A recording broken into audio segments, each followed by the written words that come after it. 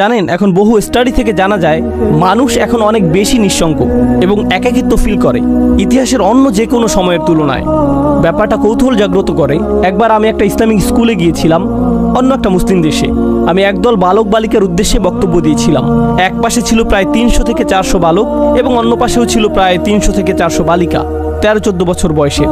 আমি একটা বক্তব্য দিয়েছিলাম, প্রিন্সিপাল এবং অন্যান্য শিক্ষকরাও সবাই সেখানে উপস্থিত ছিল। তো তারা একটি প্রশ্নোত্তর সেশনের আয়োজন করেছিল।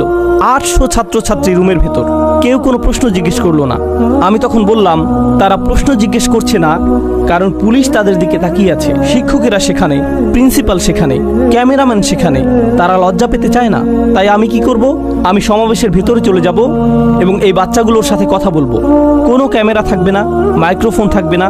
আমি ভেতরে গেলাম ছাত্রীদের সেকশনে, শুধু ছাত্রীগুলোর সাথে কথা বলেছিলাম 2 ঘন্টা যাবত। তাদের প্রশ্নের যেন আর শেষ নেই। অন্য পাশে ছেলেদের সেকশনে আরও 2 ঘন্টা, তাদেরও প্রশ্নের কোনো শেষ নেই।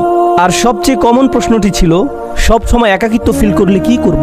যদি নিজের সরব উপস্থিতি না থাকে তখন কি করব? যদি কেউ আমাকে না দেখে?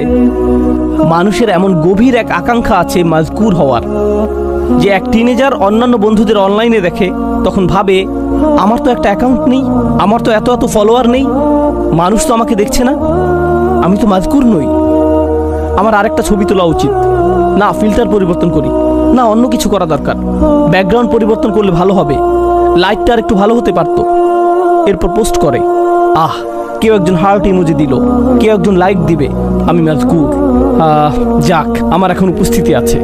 আর যদি পোস্ট না করেন, যদি এক টুকরা পিজার ছবি পোস্ট না করেন, কোথায় দাঁড়িয়ে আছেন সেই ছবি, কোথায় দাঁড়িয়ে আছেন সেই ছবি, কোন পার্কে আছেন, আবু জেহেলের কোন উইজডম বা কোনো কিছু একটা, যদি এটা পোস্ট না করেন, তখন হঠাৎ মনে হয় আমি যে জীবিত আছি এটাও তো কেউ জানে না।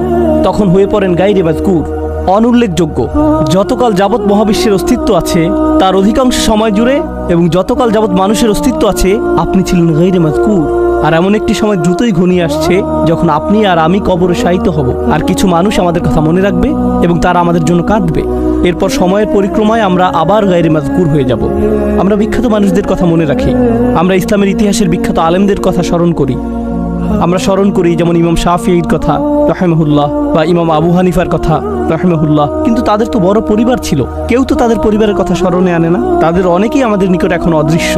আমরা শাসকদের কথা মনে করি না, সেই সময়ের সম্পদশালীদের কথাও আমরা মনে করি না। আমরা ভালো চেহারার মানুষদের কথাও স্মরণে আনি না, আমরা জনপ্রিয়দের কথাও স্মরণে আনি না।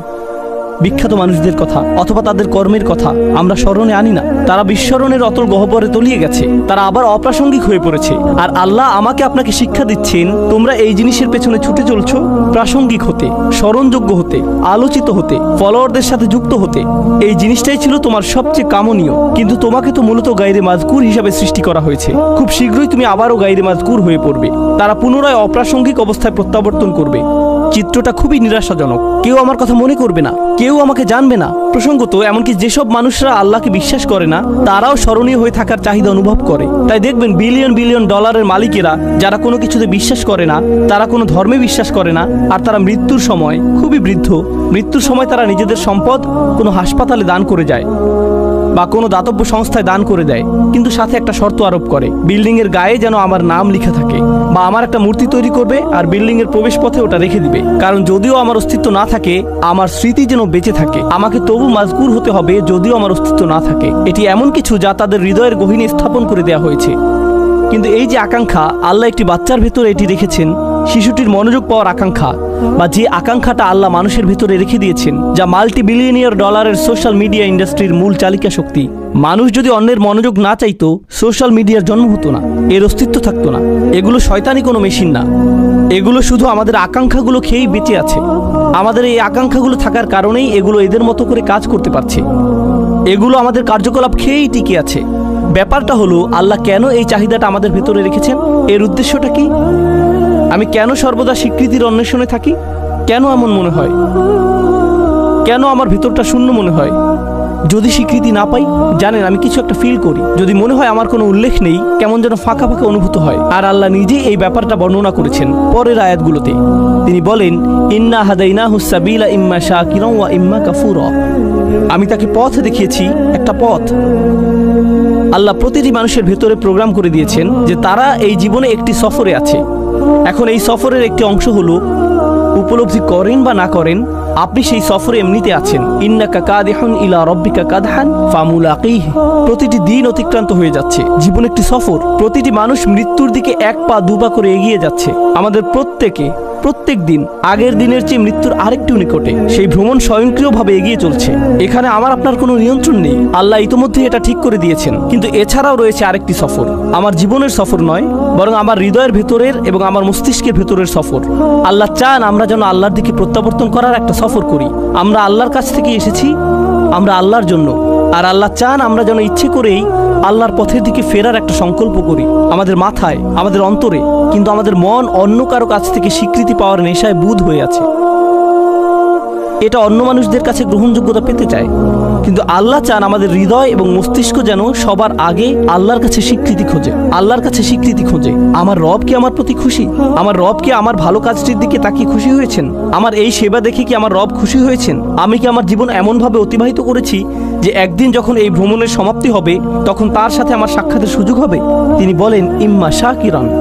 আল্লাহ মানুষকে এই সফরে এগিয়ে যাওয়ার সামর্থ্য দিয়ে সৃষ্টি করেছেন। আপনি আমাদের প্রত্যেকের জন্য রয়েছে দুইটি পছন্দের বিষয়। হয় আমরা কৃতজ্ঞ অথবা আমরা চরম অকৃতজ্ঞ। ইম্মা শাকিরান ওয়া ইম্মা কাফুরা। চলুন সাধারণ ভাষায় কৃতজ্ঞতার অর্থ বোঝার চেষ্টা করি কিছুটা। যদি আমি আমার ছেলেকে একটি বাইসাইকেল কিনে দেই আর সে বলল থ্যাংক ইউ, ধন্যবাদ বাবা, আমি তাকে বাইসাইকেল কিনে দিলাম, কিন্তু সে জীবনেও এটাতে চড়েনি। সে বাড়ির এক পাশে এটি ফেলে রাখলো, কাপড় দিয়ে মুড়িয়ে রাখলো। এখন ওই থ্যাংক ইউর কোনো অর্থ নেই।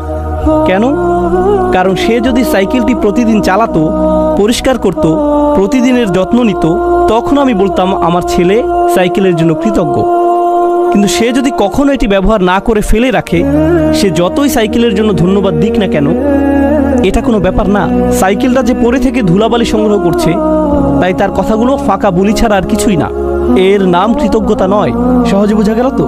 যখন আল্লাহ আমাকে হেদায়েত দিয়েছেন, আল্লাহ আমাকে এই জীবনের একটি লক্ষ্য দিয়েছেন, আর আল্লাহ বলছেন তুমি কি এই হেদায়েতের জন্য কৃতজ্ঞ হবে?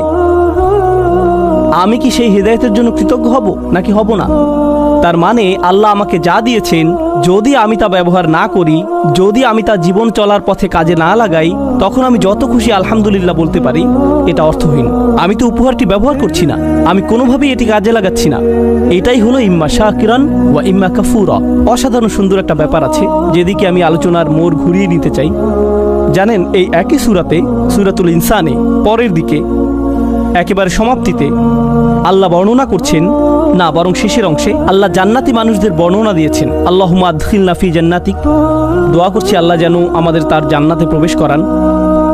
আমরা যখন আল্লাহর জান্নাতে প্রবেশ করব, পরিশেষে এমন একটা সময় আসবে আল্লাহ যার বর্ণনা দিয়েছেন এভাবে, তার প্রতি বিশ্বাসীদের পোশাক পরানো হবে বিশেষ ধরনের, হুল্লু আসাউরা মিন ফিদ্দাহ, তাই না? তিনি বলছেন আলিয়াহুম সিয়াবু সুন্দুসিন খুদরুম ওয়া ইস্তাবরাক ওয়া হুল্লু আসাউরা মিন ফিদ্দাহ। তাদেরকে বিভিন্ন ধরনের সিল্কের তৈরি পোশাক পরানো হচ্ছে, হাতে বিশেষ ধরনের ব্রেসলেট পরানো হচ্ছে। মনে করতে পারেন রোলেক্স ঘড়ির মতো কিছু। বিশেষ ব্র্যান্ডের ঘড়ি পরানো হচ্ছে, হাতে ব্রেসলেট পরানো হচ্ছে, সুন্দর জামা পরানো হচ্ছে। কেন তাদের স্পেশাল পোশাক পরানো হচ্ছে? ভালো পোশাক পরেন কারণ বিশেষ কোনো অনুষ্ঠানে যোগ দিতে যাচ্ছেন, তাই না? আপনি উত্তম পোশাক পরেন যখন বিশেষ কারোর সাথে সাক্ষাৎ করতে যান। ঠিক একই আয়াতের পরের অংশে তিনি বলেন ওয়াসাকাহুম রাব্বুহুম শারাবান তাহুরা। আর তাদের রব আল্লাহ তাদেরকে পবিত্র ড্রিঙ্কস পান করতে দিবেন। আপনারা সরাসরি আল্লাহর সাথে সাক্ষাৎ করতে যাচ্ছেন। আপনাকে বিশেষ পোশাক পরানো হচ্ছে জান্নাতে, কারণ আপনি আল্লাহর সাথে সাক্ষাৎ করতে যাচ্ছেন। এখন জান্নাতে যখন আল্লাহর সাথে আপনার সেই সাক্ষাৎটি হবে, আল্লাহ আমাদের সবাইকে তার সাথে সেই সাক্ষাৎটি করার সৌভাগ্য দান করুন। যখন সেই সাক্ষাৎটি হবে, তিনি আমাদের একটা ড্রিঙ্কস দিচ্ছেন, সুস্বাদু পানীয় দিচ্ছেন। আর যখন পবিত্র পানীয় আমাদের দিচ্ছেন, তিনি তখন আমাদের সাথে কথা বলছেন, ইন্না হাযা কানা লাকুম জাযাউন ওয়া কানা সাঈকুম মাশকুরা। এটি তোমাদের বেতন, এটি তোমাদের পুরস্কার, আর তোমাদের কর্মপ্রচেষ্টা ছিল প্রশংসাযোগ্য।